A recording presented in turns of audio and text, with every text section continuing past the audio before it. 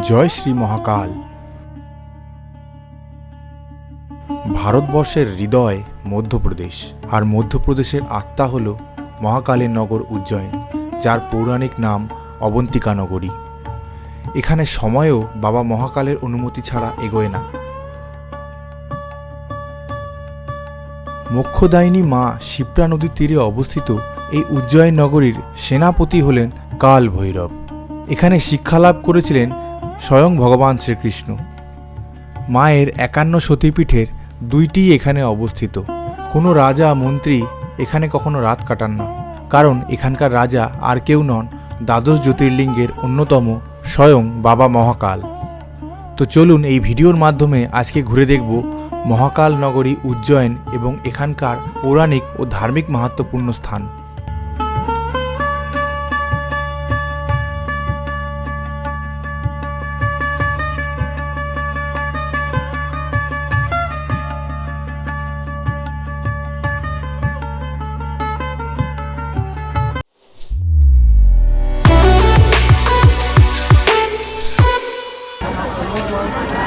আর এই দিকে হচ্ছে জেনারেল এন্ট্রি।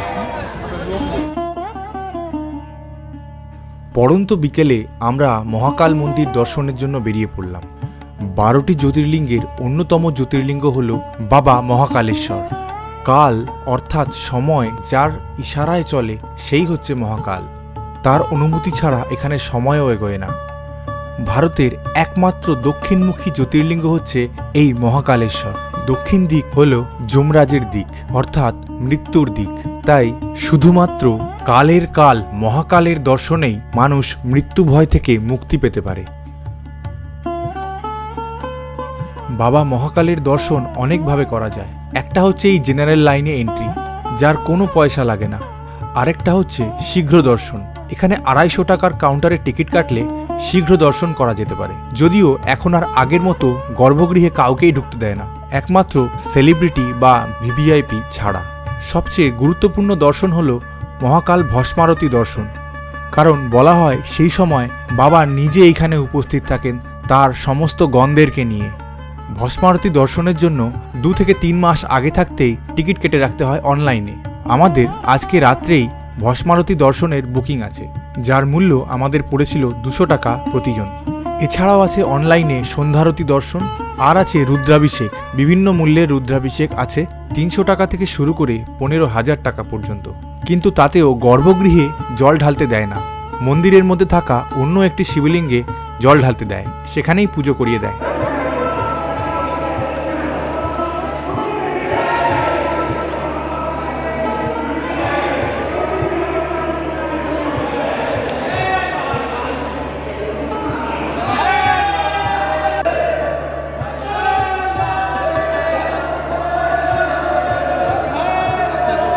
শীঘ্র দর্শন যাচ্ছে না, শীঘ্র দর্শন যাচ্ছে।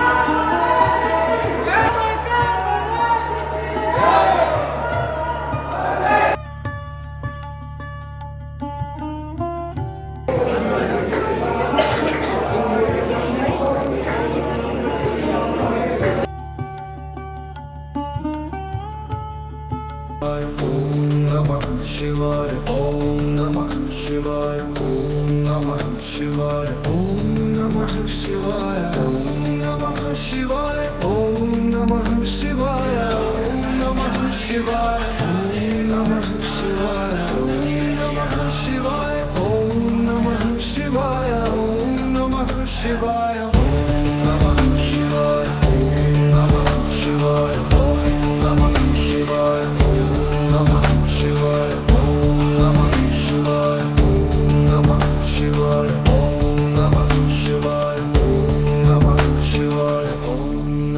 Shivaya, Om Namah Shivaya.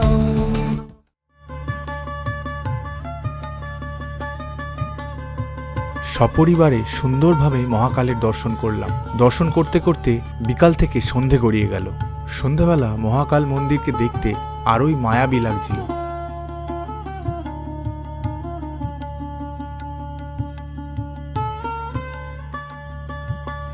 এবার আমরা পুরো মহাকাল লোক বা মহাকাল করিডোর ভালো করে ঘুরে দেখব। সন্ধ্যাবেলায় মহাকাল করিডোর দেখতে সবচেয়ে ভালো লাগে।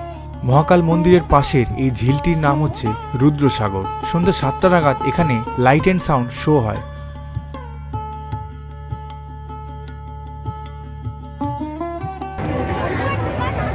এই হচ্ছে মহাকালের এন্ট্রি গেট।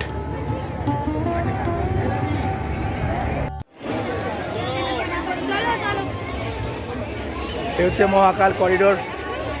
দারুণ লাগছে। সন্ধ্যাবেলায় মহাকাল করিডোরে দারুণ লাগছে ঘুরতে। বিশাল বড় করিডোর, বিশাল বড়, অসম্ভব সুন্দর দেখতে।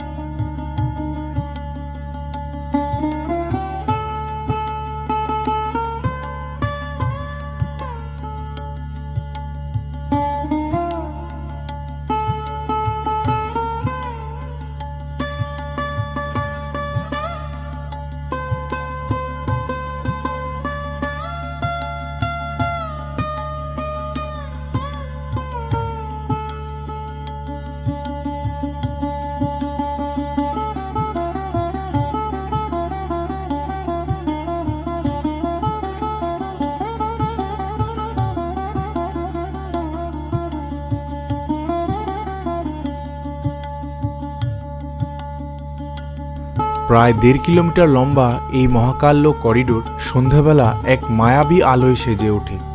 বিভিন্ন পৌরাণিক কাহিনীগুলি মূর্তির মাধ্যমে বর্ণিত রয়েছে এখানে।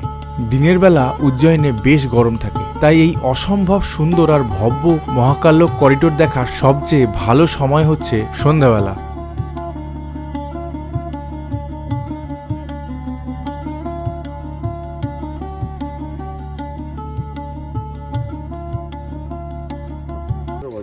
একটা 18 বাজে এখন। আমরা বেরিয়ে পড়লাম ভস্ম আরতি দেখবো বলে। আমাদের টিকিট আগে থেকেই করা ছিল। এখন আমরা সবাই সব পরিবারে বেরিয়ে পড়েছি। ভস্মারতি এন্ট্রি গেট অনেকগুলো আছে, অবন্তিকা, মানসরোবর এবং আরও অনেকগুলো গেট আছে। তো আমাদের গেট ছিল মানসরোবর গেট, যেটা হচ্ছে মেন গেট, যা এখান থেকে প্রায় 1.5 কিলোমিটার দূরে। তাই আমরা একটা টোটো করে নিলাম। টিকিট অনুযায়ী আমাদেরকে সময় দিয়েছিল রাত্রি 2:30টার সময়। এই হচ্ছে অত্যন্ত ভব্য মানসরোবর গেট। এখান থেকেই আসলে মহাকাল করিডোরের রাস্তাটা যায়। এন্ট্রির সময় টিকিট আর আধার কার্ড একসাথে রাখতে হবে। প্রায় 4 বার এই টিকিট চেক হবে।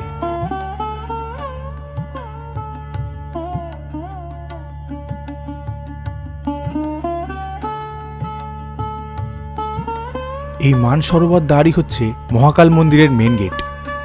আপনারা যদি আমাদের মতো মন্দিরের উত্তর দিকের কোনো হোটেল বা ধর্মশালায় থাকেন, তাহলে আমি বলবো আপনারা জুতো, চটি, চপ্পল যা আছে তা হোটেলেই ছেড়ে আসুন। তার কারণ এই মানসরোবর গেট দিয়ে ঢোকার জন্য এখানেই কিন্তু চটি খুলতে হবে, ফলে ফেরত আসার সময় আবার এখান থেকেই তাহলে আসতে হবে। এই গেটটা কিন্তু মন্দির থেকে অনেকটাই দূরে। রুমে জুতো খুলে এলে আপনারা ভস্মারতি দর্শন হয়ে গেলে হেঁটেই রুমে চলে যেতে পারবেন, অহেতুক টোটো করতে হবে না আবার। আমরা জানতাম না, তাই এই সমস্যায় পড়েছিলাম।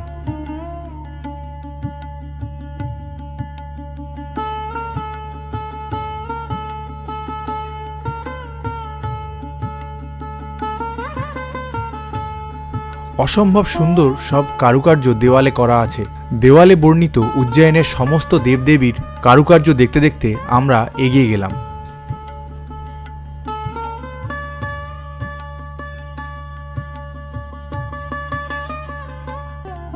এই ভস্মারতি আগে শ্মশানের ছাই দিয়ে করা হতো, এখন তা গোবর আর বটগাছের ছাই দিয়ে করা হয়। মহাকাল দর্শনের মূল আকর্ষণই হল ভস্মারতি। ভোর 4টে থেকে 6টা অবধি চলা এই আরতিতে হঠাৎ একটা সময় আসবে যখন সমস্ত আলো বন্ধ করে দেওয়া হবে এবং মহিলাদেরকে চোখ বন্ধ করে রাখতে বলা হবে। এ এক রোমহর্ষক দৈব অনুভূতি। মনে হচ্ছিল বাবা স্বয়ং ওখানে উপস্থিত ছিল।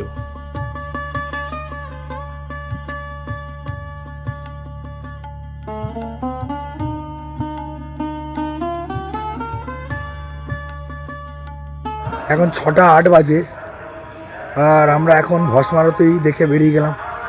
জীবনের এক অপূর্ব অভিজ্ঞতা। এই অভিজ্ঞতা বলে বোঝানোর মতো নয়। 1:14 ঢুকেছি, আমরা বেরিয়েছিলাম, এখন 6টা বাজে। প্রচুর লাইন, প্রচুর ওয়েটিং করতে করতে আমাদেরকে 4:30 ঢুকিয়েছে ভেতরে। তারপর থেকে বসে গেছে, তারপর থেকে দেখে, তবে হ্যাঁ, চোখ জুড়িয়ে গেছে, মন জুড়িয়ে গেছে, এত সুন্দর দর্শন হয়েছে। প্রচুর ভিড় ভেতরে, বসার জন্য একটু সমস্যা হয়। আবার আমরা ওই 4 নম্বর গেট দিয়ে বেরিয়ে যেতে পারতাম, কিন্তু আমাদের চটিটা এখানে রয়ে গেছে, চটির জন্য আবার এই দিকে আসতে হচ্ছে।